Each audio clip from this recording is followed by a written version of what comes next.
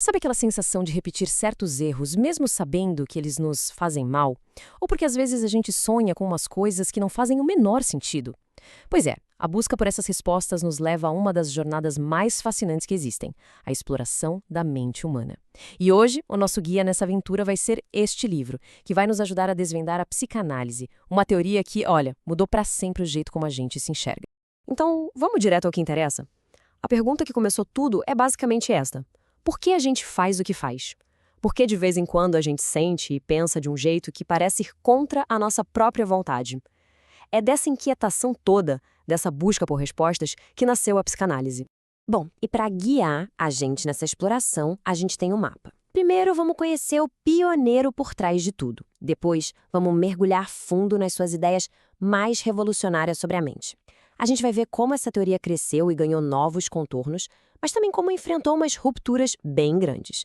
E, por fim, vamos tentar entender por que, mais de um século depois, a psicanálise ainda é um campo tão vivo e, claro, cheio de polêmica. Ok, vamos começar nossa viagem. E toda grande história tem um começo, né? E a nossa começa com um nome que todo mundo já ouviu falar: Sigmund Freud. Vamos entender a jornada que levou esse cara a criar a psicanálise? Pensem comigo no cenário. Viena, finalzinho do século XIX. É uma cidade de extremos. De um lado, o brilho das novas descobertas científicas.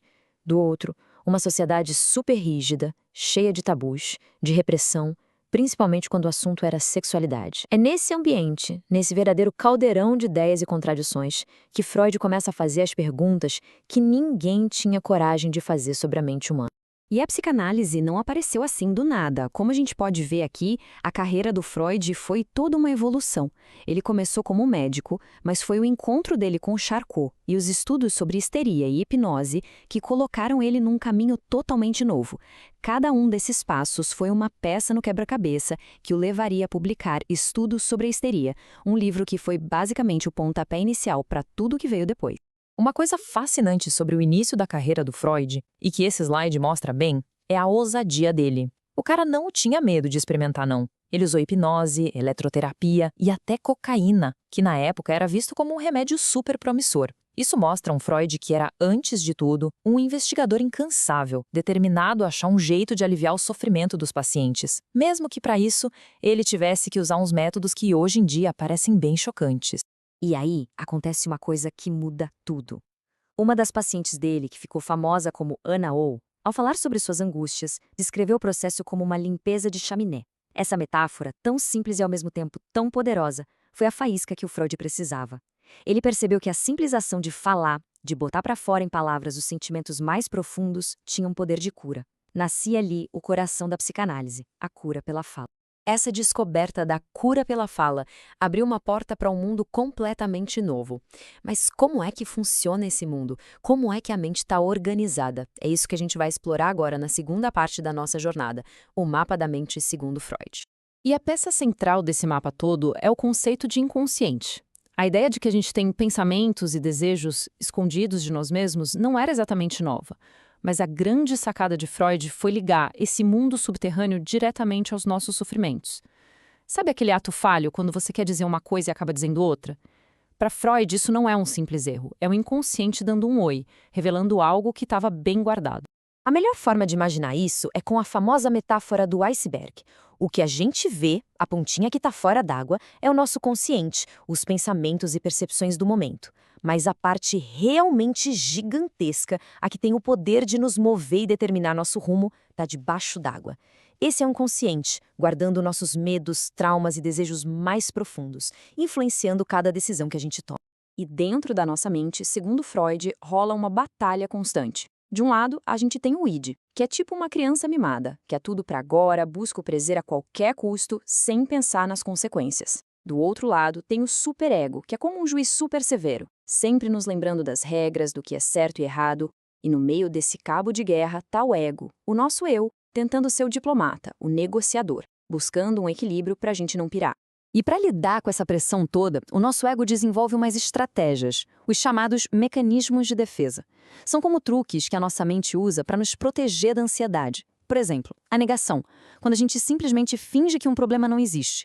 Ou a projeção, que é quando a gente joga em outra pessoa um sentimento que é nosso, mas que não conseguimos admitir. E tem também a sublimação, talvez a mais esperta de todas, que transforma um desejo inaceitável em algo produtivo e criativo, como a arte. As ideias do Freud foram como uma pedra jogada num lago, sabe? Criaram ondas que se espalharam para todo lado. Ele não estava sozinho nessa jornada. Uma nova geração de pensadores se inspirou nele e, cada um do seu jeito, levou a psicanálise para territórios novos e fascinantes. Vamos conhecer alguns deles? Uma dessas mentes brilhantes foi Melanie Klein, e a contribuição dela foi simplesmente revolucionária. Ela olhou para as crianças e percebeu uma coisa que ninguém tinha visto com tanta clareza. O brincar é a linguagem do inconsciente infantil. No jeito que uma criança brinca com seus bonecos, ela está, na verdade, encenando seus medos, suas fantasias, seus conflitos mais profundos. Ela basicamente deu voz ao mundo interior das crianças. Depois, a gente tem o francês Jacques Lacan, uma figura bem complexa e fascinante. Ele disse que para entender Freud de verdade, a gente precisava olhar para a linguagem.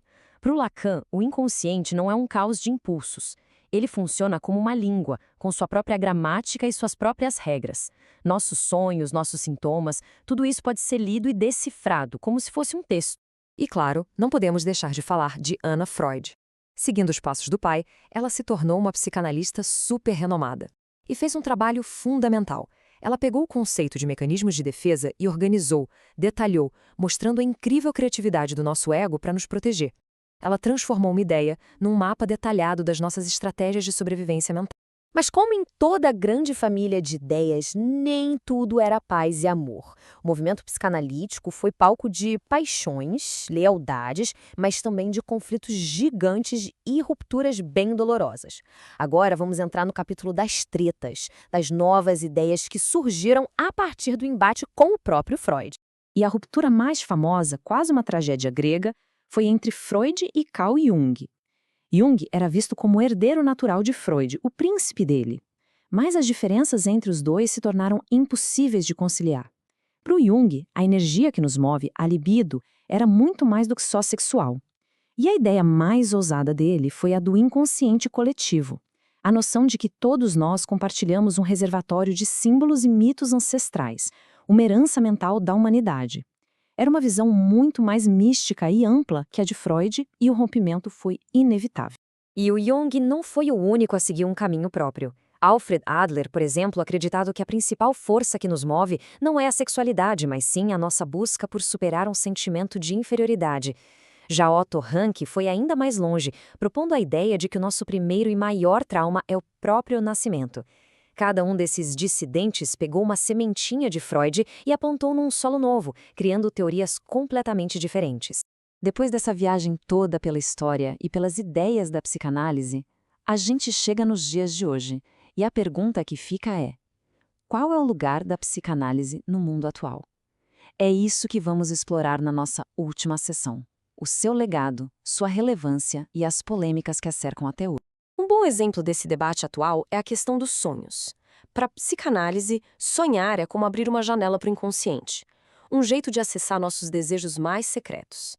Já a neurociência nos oferece outra perspectiva.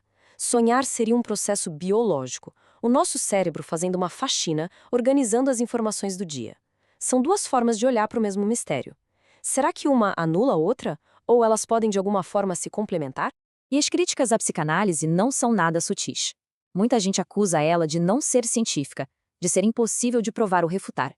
Essa frase do filósofo Michel Onfray é um ótimo exemplo dessa crítica radical.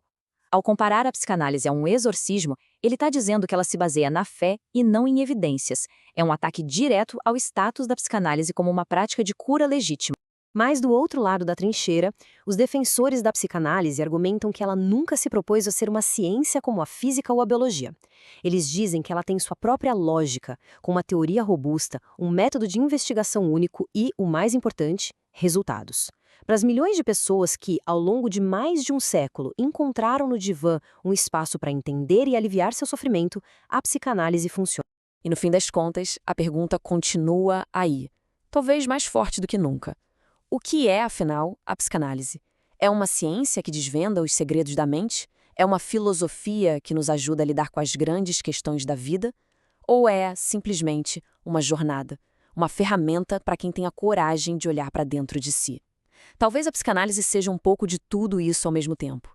E talvez a verdadeira resposta não esteja nos livros, mas na experiência de cada um que se aventura por esse caminho.